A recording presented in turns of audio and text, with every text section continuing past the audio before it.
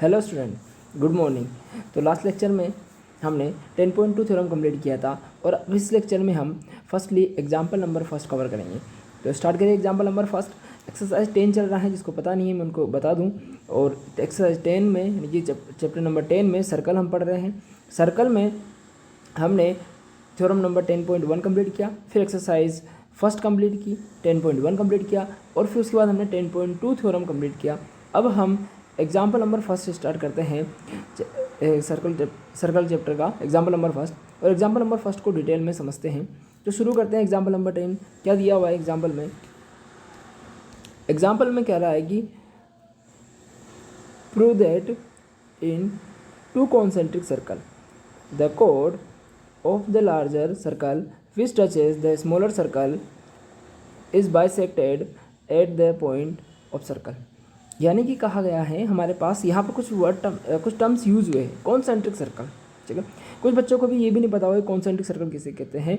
बहुत सारे को तो जानते होंगे, लेकिन कुछ ऐसे मेरे व्यूअर होंगे जिनको ये नहीं पता होगा कि कॉन्सेंट्रिक सर्कल क्या है। तो पहले उस पर बात करेंगे। कोड क्या होती है सर्कल की, इसके ऊपर हम बात करेंगे, ठीक है। और कोड कैसे स्मॉल सर्कल को टच कर रही है और कौन सा लार्जर सर्कल है, इसके ऊपर हम डिटेल में बात करने वाले हैं। तो स्टार्ट करते हैं पहले कि कॉन्सेंट्रिक सर्कल क्या होता है। तो बेटा कॉन्सेंट्रिक सर्कल किसे कहते हैं? तो ऐसे टू सर्कल जिनका क्या हो, सेंटर सेम हो। लेट से जैसे ये सेंटर हमने फिक्स कर लिया कि हमारे पास सेंटर आओगा, सेंटर नाम दिया हमने ओ, ठीक है। तो आप टू सर्कल ड्रॉ करो, ठीक है, जिनका सेंटर क्या है, फिक्स्ड है। क्या दोनों का सेंटर फिक्स है। ऐसे आपको क्या करना है, सर्कल ड्रॉ करना है। तो आपने एक सर्कल ड्रॉ किया, इसका सेंटर क्या है ओ, और एक और सर्कल ड्रॉ किया जिसका सेंटर भी क्या है आपके पास ओ ही है। तो ऐसे सर्कल क्या कहलाते हैं, ऐसे बहुत सर्कल कहलाते हैं कॉन्सेंट्रिक सर्कल कहलाते हैं। कॉन्सेंट्रिक का मतलब होता है कि दोनों का सेंटर क्या होना चाहिए, एक ही होना चाहिए, उसे हम कॉन्सेंट्रिक सर्कल कहते हैं। बात करते हैं कोड की। कोड क्या होती है इस सर्कल में? देखो, तो लेट से कि सर्कल दिया हुआ आपके पास और सर्कल के एनी टू पॉइंट से या सर्कल पर एनी टू पॉइंट को ज्वाइन करने वाली लाइन क्या कहलाती है, कोड कहलाती है। तो सर्कल पे एनी टू पॉइंट ले लेता हूँ मैं। पॉइंट एक का हमारे पास ये लिया मैंने ए, ठीक है, और एक पॉइंट लिया मैंने यहाँ पर ये बी, ठीक है। और ए और बी को ज्वाइन करने वाली जो लाइन होती है ये कहलाती है कोड कहलाती है, ठीक है। ठीक है, बहुत सारे इसको कहाँ बनाते हैं, इतने ऊपर नहीं बनाते। कोड को हम कहाँ लेते हैं कि लेट से पॉइंट हमारे पास क्या है, ए है, ये हमारे पास बी है, उनको ज्वाइन करने वाली लाइन क्या होगी, A B. This is a कोड ऑफ अ सर्कल। क्या होगी, कोड ऑफ अ सर्कल ना। और अगर ये जो कोड है ये कहाँ से पास हो, सेंटर से, तो इसे हम क्या बोलते हैं, टेंजेंट। यानी कि अगर एक कोड हमारे पास पास हो रही है कहाँ पर, लेट से सर्कल का सेंटर है और यहाँ से पास हो रही है, तो इसी कोड हम क्या कहलाते हैं, डायमीटर। इसी कोड क्या बोलते हैं, डायमीटर ऑफ सर्कल, डायमीटर, ठीक रहता है, डायमीटर ऑफ सर्कल, ठीक है। तो बढ़ते अपन आगे देखते हैं, थ्योरम पर आते हैं वापिस, ठीक है ना। अब देखो थ्योरम में, तो थ्योरम की थी हमारे पास की दो सर्कल है हमारे पास, दोनों ये कॉन्सेंट्रिक है और दोनों का सेंटर सेम है, ठीक है। ये और ये दोनों का क्या है, सेंटर सेम है, ये दोनों की रेडियस सही होगी। तो एक यहाँ पे क्या हो रही है, यानी कि आप एक कोड पास कराओ किसकी, लार्जर सर्कल की, जो कहाँ पर टच करते हुए जा रही है, यानी कि स्मॉलर सर्कल को टच करते हुए निकल रही है।